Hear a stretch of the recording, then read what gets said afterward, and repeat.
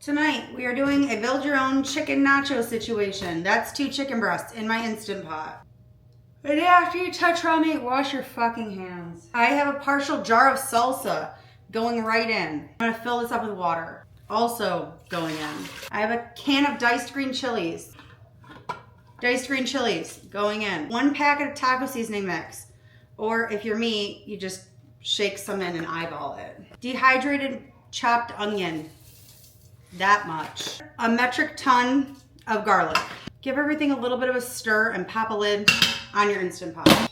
Make sure it is set to sealing, pressure cook, 15 minutes high pressure. Allow it to naturally release until you feel like shredding it up. If you are not an Instant Pot type of human, put this all in a crock pot for 4 to 6 hours and bam, chicken tacos. I don't have the forethought or prior planning to put things in the slow cooker most days.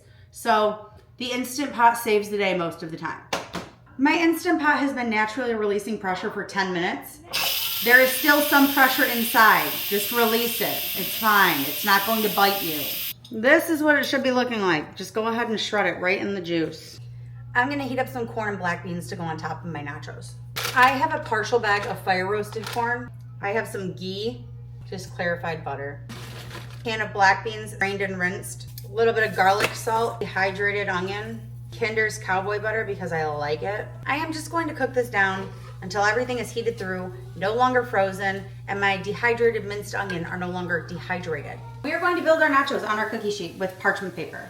All good nachos start with tortilla chips, so we are going to lay down a layer of tortilla chips. But first, in order to prevent a soggy nacho situation, we are going to take the layer of chips and put cheese on top, and I'm going to bake this in the oven for just a second. We're protecting the chips, people. That looks like enough cheese. Popping it into the oven until it's just melted. My cheese is melted. I'm just going to sprinkle my chicken straight out of my Instant Pot because it has that lovely juice on it.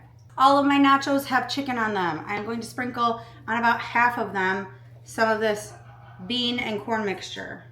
And I'm going to top my nachos with more cheese. Yes, you heard that correctly. More cheese. Always more cheese. More cheese the better whenever it comes to nachos.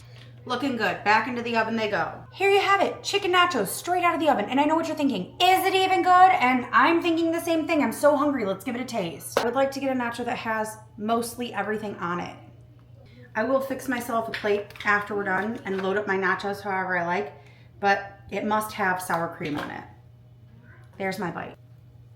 This is so good. Make this shit. But of course it's good. I made it. Follow along for more aggressive tutorials.